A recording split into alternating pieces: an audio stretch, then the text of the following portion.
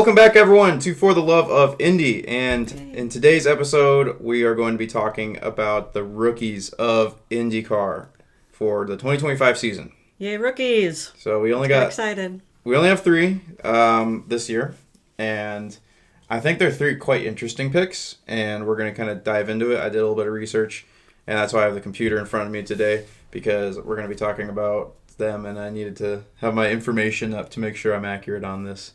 And my mom here doesn't really know what's on the discussion sheet for today, so she's going to be kind of the reactionary person more so.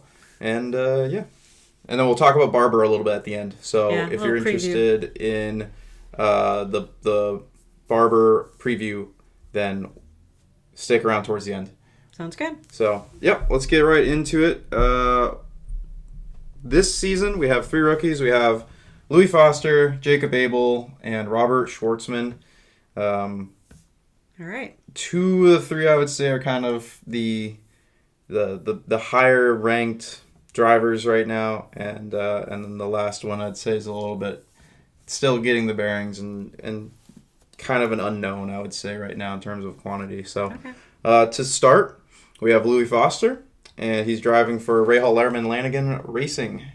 So last year he was the 2023 Indy Next champion, being the feeder series to IndyCar, of course. Yeah, and he did really well in Indy Next. We watched a few races that he was in, and he was winning quite a few races, which a lot of times there's a lot more variability in Indy Next, but he was pretty dominant, I feel like. It was dominant. Yeah. So from what I have here is that I believe he won 8 of the 14 races. Wow, yeah, that's impressive.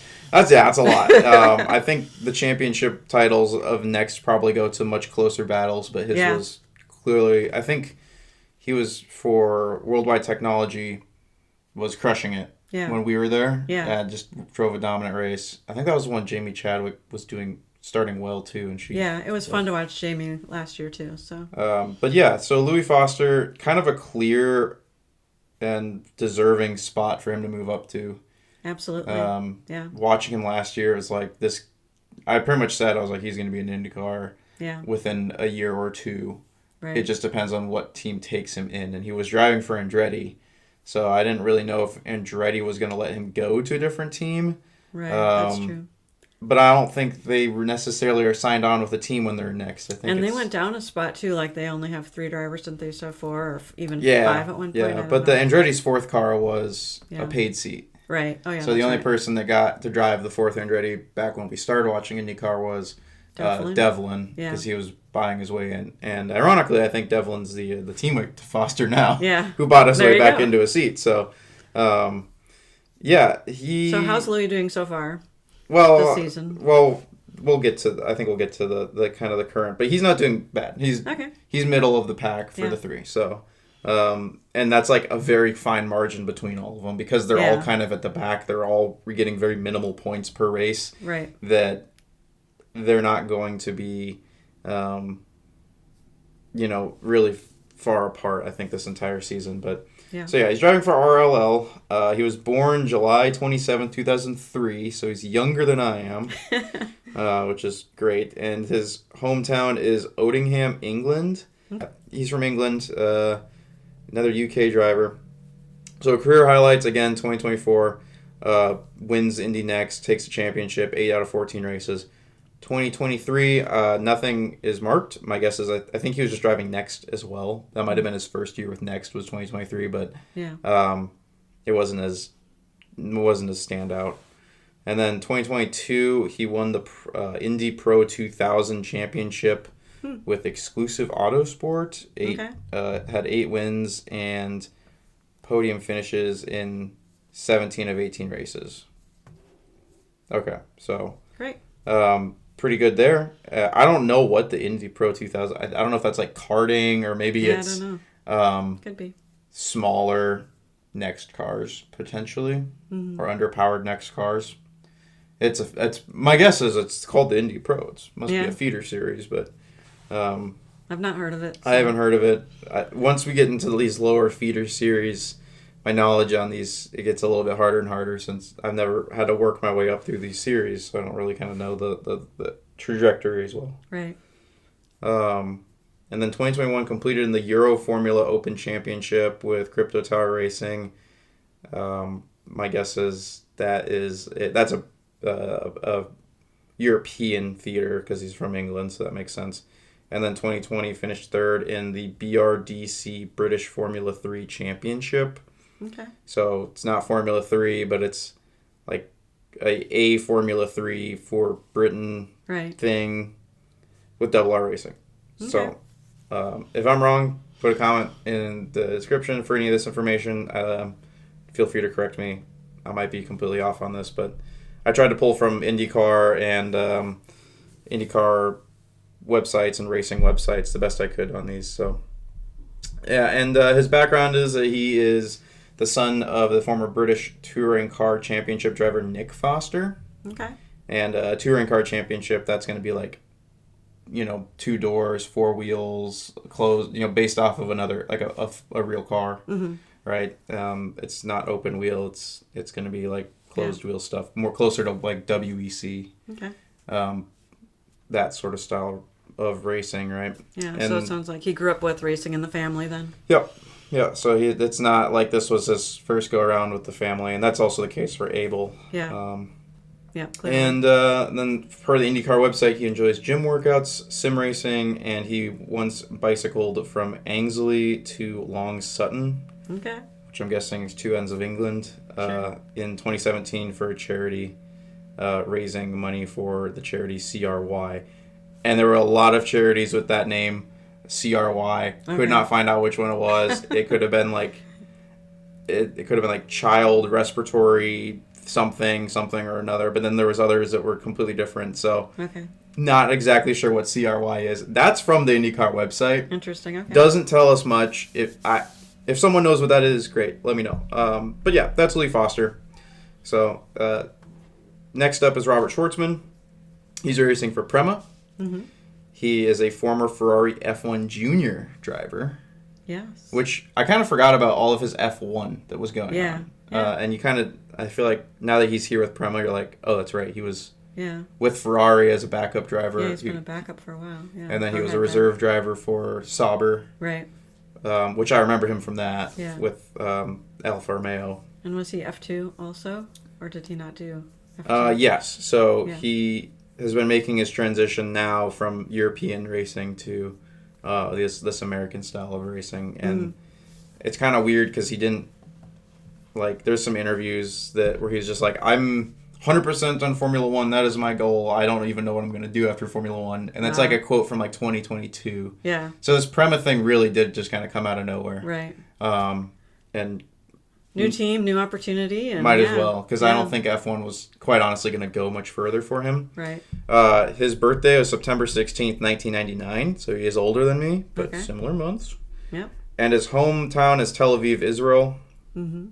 But interestingly enough, he was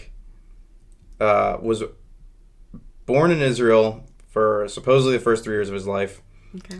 Then he was raised partially in Italy, but then he was also raised in Russia, somewhere in like apparently St. Petersburg. Yeah, which is right by Helsinki. Which is by Helsinki, West Russia. Mm-hmm. So he was, I think most of his actual life was in Russia. Okay. Which he doesn't want to talk about anymore because of things like that. But going on to his highlights in his career, 2019, crowned the FIA Formula 3 champion with Prema. Okay. So he wins F3 in 2019. Yeah. And then 2018, 2021, which doesn't make much sense. But yeah, so let's say 2020, 2021, multiple wins in Formula 2 with Prema. Okay. So it was still very much fed in with Prema. Yeah, that makes sense. Which makes sense why they picked him. Yeah, for sure. Because I always kind of wondered, why he was chosen. Yeah. And then 22 to 24 was a test and reserve driver for Ferrari and Sauber in F1. And I guess he was also a test driver for Formula E for DS Penske. Oh, okay. I didn't know that. And yeah, so that was kind of his year, and now he's in F1. Yeah. He began karting at the age of 4. Wow. Which I feel like is really, a lot of them. really young, but that's kind of where you have to be. A lot Especially of them start in so Europe, young. you have to. Yeah, for sure, yeah. So, He's also a big Star Wars fan, and I guess Okay. collects lightsabers. Ooh, cool. I remember back in the day when you had a few lightsabers. Yeah, I still have a couple hanging around, which is cool. I guess. Like, Yeah, that's I don't fun. know. It's not. You have something to talk about in the autograph line then. Right. Yeah. I maybe it's something to ask him where it's like, yo, what's up with what kind of lightsaber collections are we talking about? Because I read that on the IndyCar website. Yeah, Um. that's fun. So then, yeah, basically what happened with Russia is that he had a Russian license Okay. because he spent most of his time in St. Petersburg Yeah. and driving with F1, and he had to switch to an Israeli license, which Okay. he was able to do because he was born there. Yeah. So it wasn't That hard makes for him to do sense. that. Right. Just so Okay. he could keep racing because of the start of the Ukraine war. And if you Wow. remember when the Ukraine war started, Yeah. like Mazepin and Mazepin lost Yeah. his ability to drive. The They sponsorship kicked and everything, Mazepin out of right? F1 because he was like a Russian driver. Yeah.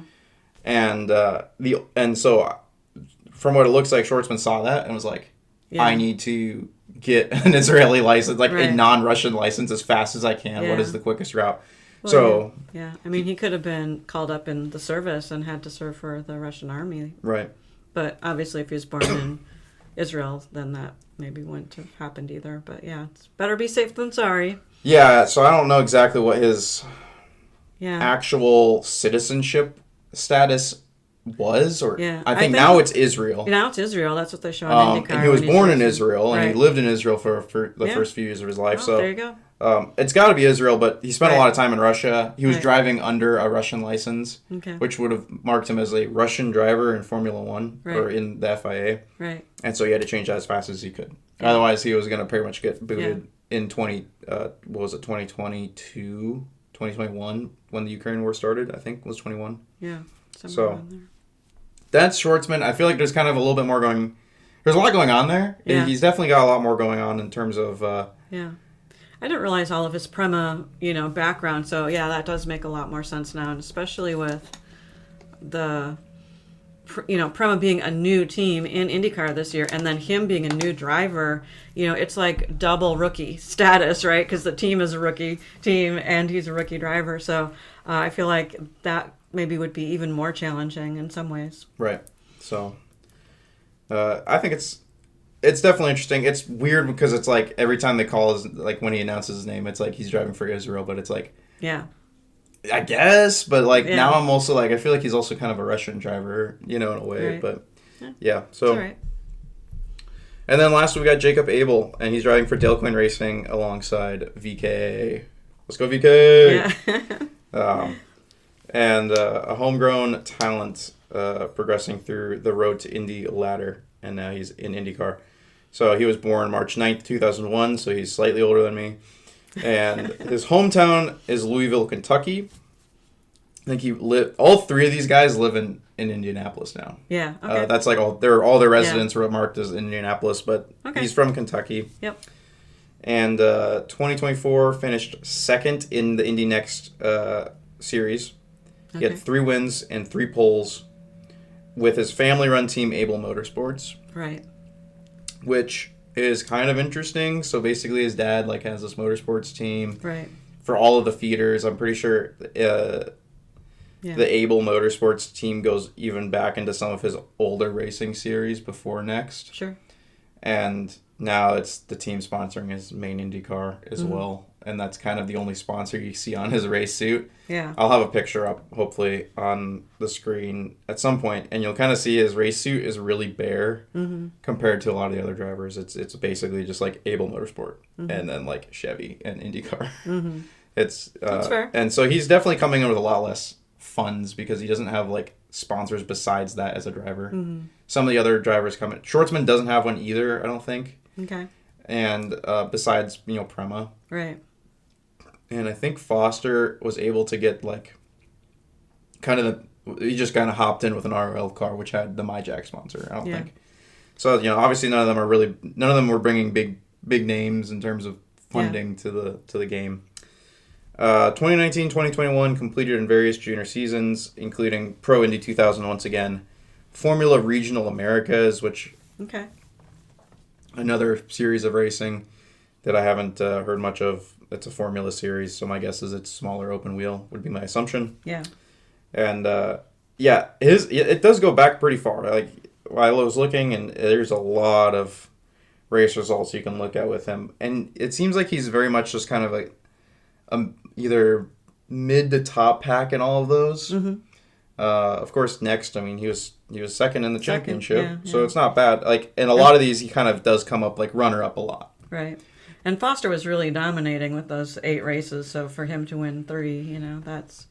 Right, I mean, that's Yeah. out of the 14. Right. Now we're talking to 2 other race winners, right? Right. I mean, that's a interesting next season. Right.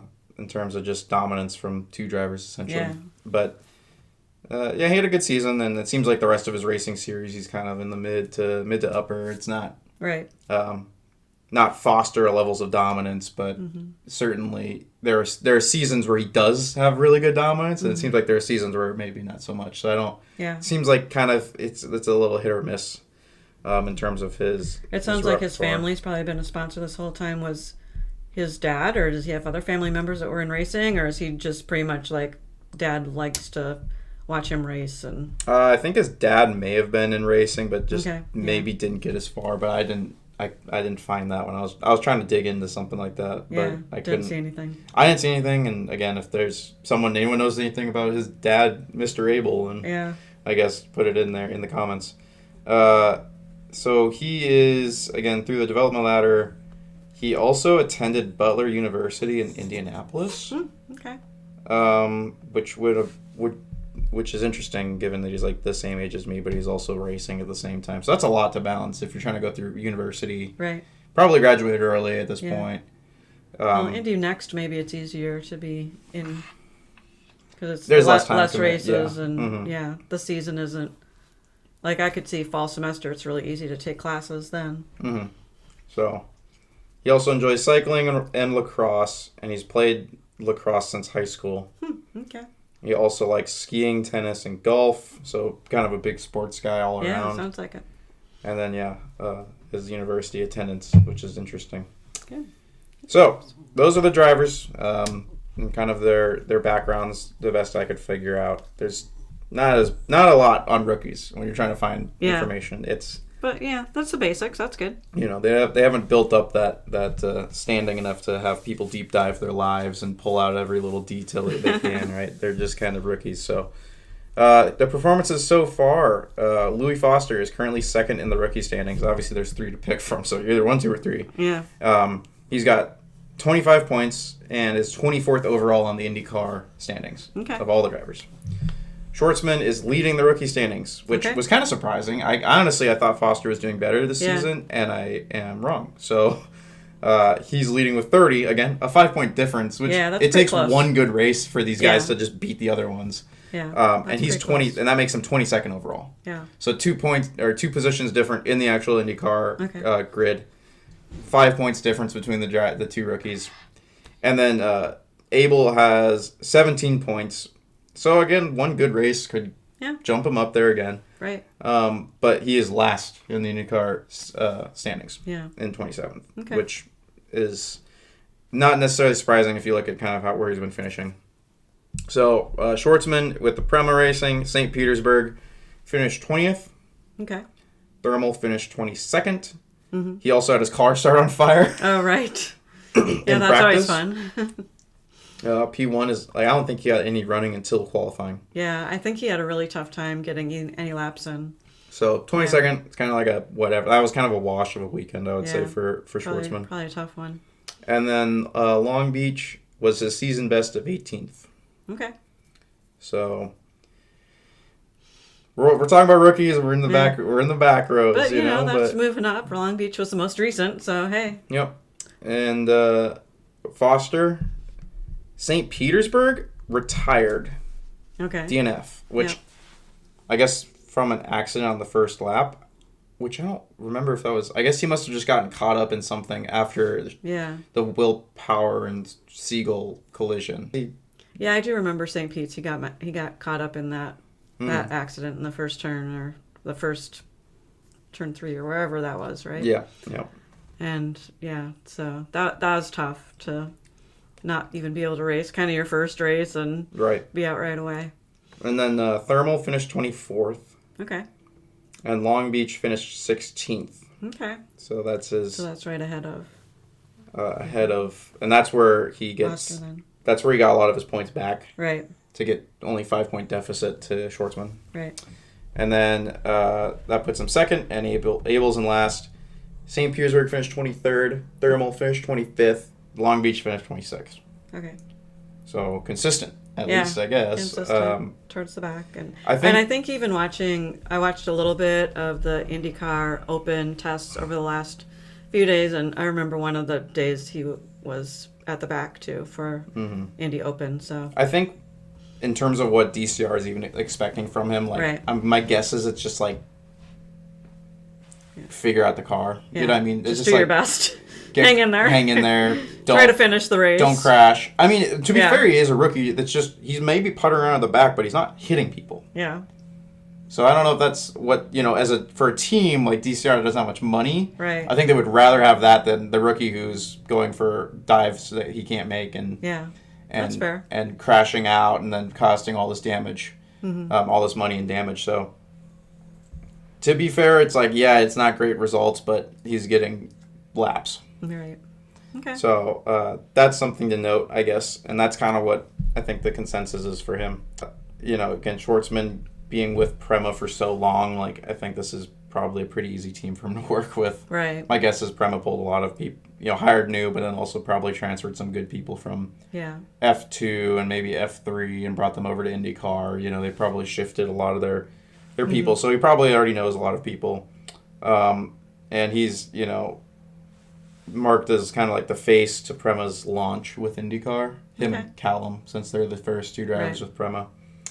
And the F2 degree, pedigree, at least there's some credibility there. And he's got good feedback and professionalism to help with the team. And so, strong chemistry. And I remember him doing a few of the interviews, too, with F1, how they do the interviews in the paddocks, like before practice or after. And he's good composure in interviewing and kind of holding his own. So, So again, kind of the future outlook of this team. And for Schwartzman, growing pains for both the driver and the team. It's kind of the way that I marked that down. Yeah. But he does have a high potential in terms of what he could do. So. Yeah. And then Foster is, RL's mid-pack team, but they want to get better, and they've been a little bit inconsistent.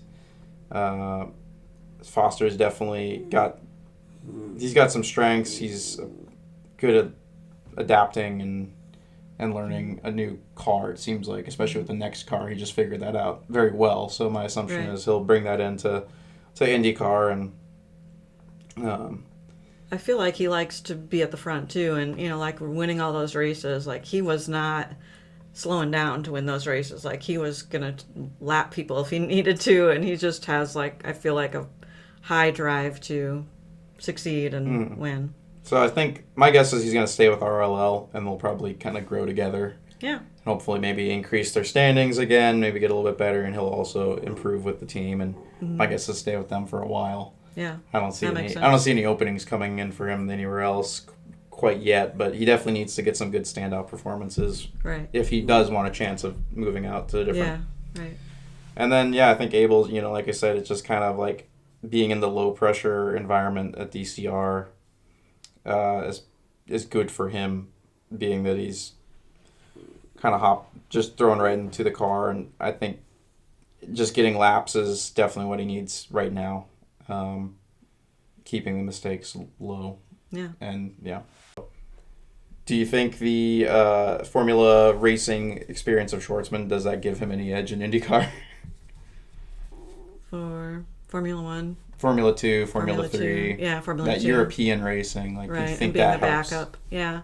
Well, I think there's clearly some drivers that have done well. I mean, you look at like Rossi when he came in and he won the 500, or Ericsson has won the 500. So there are opportunities to do really well just switching, I think, from Formula 1 to IndyCar. And I don't know, some people see that as a downgrade, but there's a lot of real advantages to IndyCar and its potential for growth. And just being in the States, I think that he's definitely got a good advantage from his F1 training. I feel like, that probably trains you pretty well.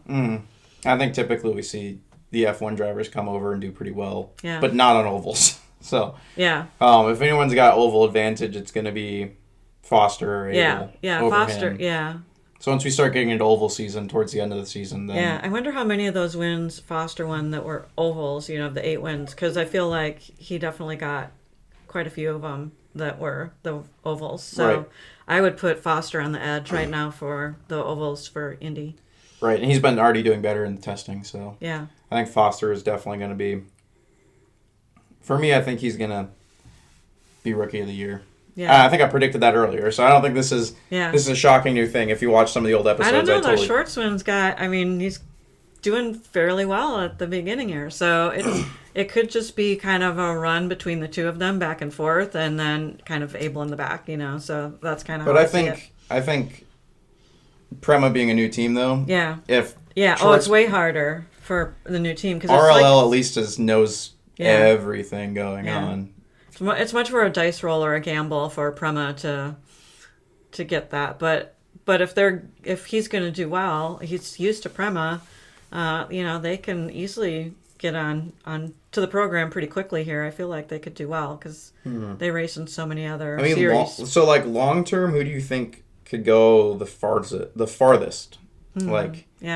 Who's got the actual long term IndyCar career, or who's just going to burn out in a couple of years and disappear? Yeah, like we see with quite a few drivers. That one, the edge there, I'd probably give to Foster, just because I feel like with his Indy Next experience, I feel like he's ready and willing, and he knows what to do. He's just he seems like a very business kind of a person. Just when you see him, we saw him a few times when we were in the garages and walking around, and he's just super focused. Yeah, I think I would agree. Foster's definitely going to go the farthest in IndyCar, and Schwartzman's got the next best chance. And Abel's unfortunately kind of where he's at. He's in the DCR. Unless he just gets a really stellar kind of performance, which it could happen. Could happen. Otherwise, I think the DCR, it's either you do really, really well and you move out of the DCR, or you just kind of putter around in the DCR and then you're done. That's... So it's kind of a high risk, high reward team for him to be in, for sure. But I feel like rookies can make it pretty quickly and move up. I mean, we look at Christian Lundgaard and how he's doing this year, and he was just a rookie a few years ago, wasn't he? He's just it wasn't too long ago. Yeah, I feel like he's got a lot of movement. So it's possible. Yeah. Definitely not writing him off, but there is still a potential of just not going as far as the other two. Now Foster's staying with RLL. I don't know. I could see him probably moving out of there at some point. Yeah, he could move back up to Andretti if Andretti makes any changes over time too. So I feel like the Andretti lineup's pretty solid for now. Solid. I don't really know what. But if you're looking 3 to 5 years, you just never know. What can happen. And there's a lot of time. A lot of IndyCar drivers, they stay for a while too compared to F1. It's not as volatile. Yeah, you look at Will Power and Scott Dixon and how many years they've been involved, 20 plus years in IndyCar, and so there's certainly potential for this to be kind of your lifelong career in IndyCar, which is other places you just don't see that as much. F1, there's just a few drivers that have had that longevity. NASCAR, you can go for a long time.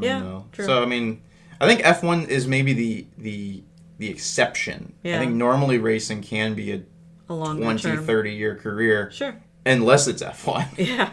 In which case you get maybe 5. Yeah, if you're lucky, right? Yeah. 10 if you're really good, right? Yeah. So it's kind of that's the issue there, but right. I think that's good. That's kind of what we got for the rookies. Hopefully maybe this helps you decide who you like as a rookie a little bit more. Maybe you can root for one of them or try to watch where they're at in each of the races. Yeah. It's always good to support the rookies, get some of their merch, get out and meet them. And if you can see them at the, give them some encouragement at the autograph lines. Because we all have our favorite drivers and we, flock to those people. But it's always good to pick a rookie for the year and really invest some time and energy into them, because that can be a lot of fun to, pick a rookie. Just, right. Yeah. So, I think that kind of goes over rookies. And we're going to go into Barber real quick. And Barber is in Alabama. Barber Motorsports Park, 2.3 miles, 17 turn road course. Yep. Known for its elevation changes and technical roller coaster corners. Yeah. Which is why it's fun to watch when they're going up and down, and it's a fun one. Often quoted as a favorite for most drivers. Yeah. So. Right. The race weekend is going to be May 2nd to May 4th. Yep. So we're coming up here. Next week. Star Wars weekend.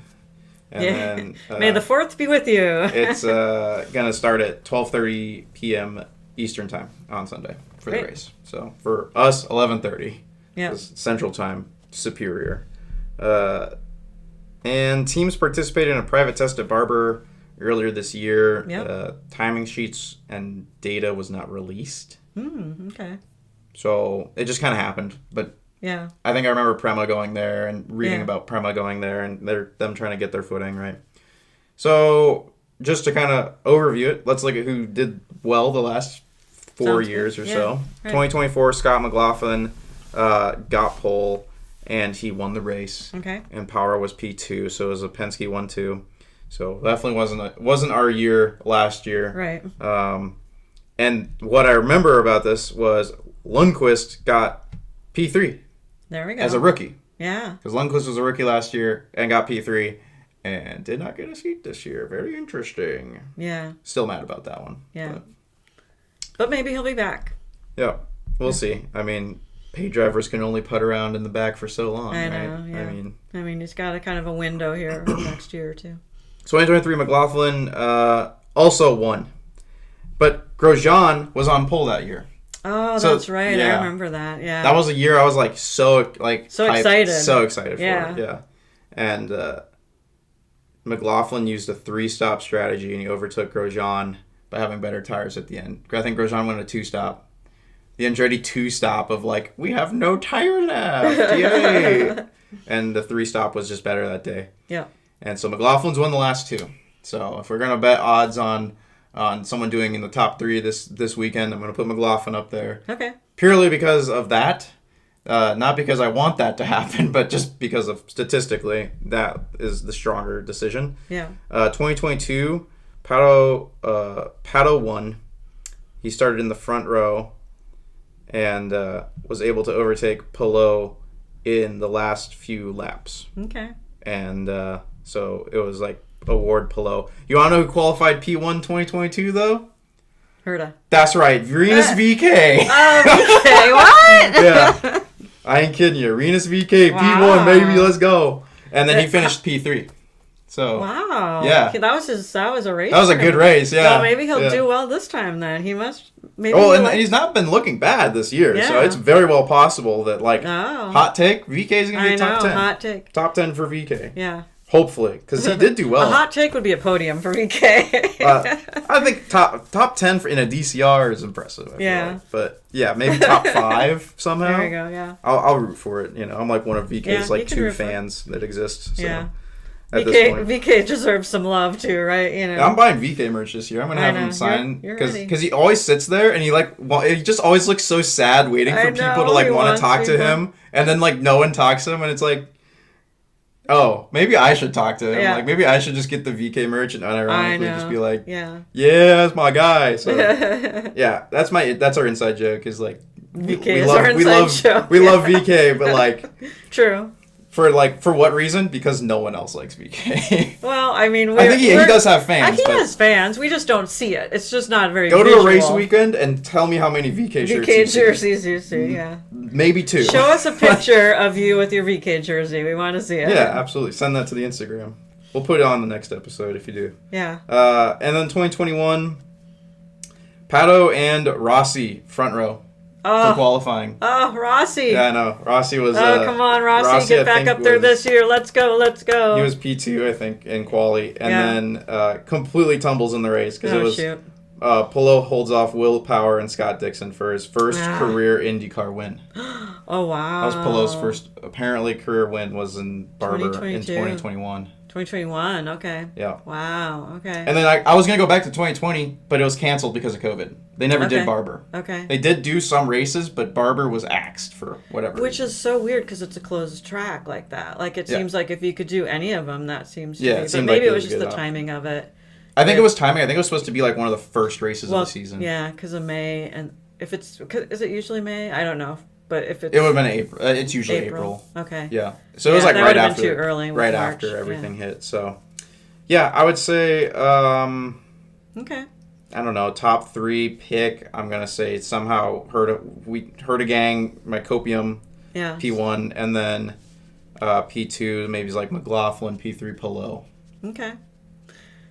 Oh gosh. VK in the top 5 somehow though. There we go. And that's my Yeah, it is hard for me to think of. I have like who I would want to win versus who I think who might win. Yeah. So I don't know.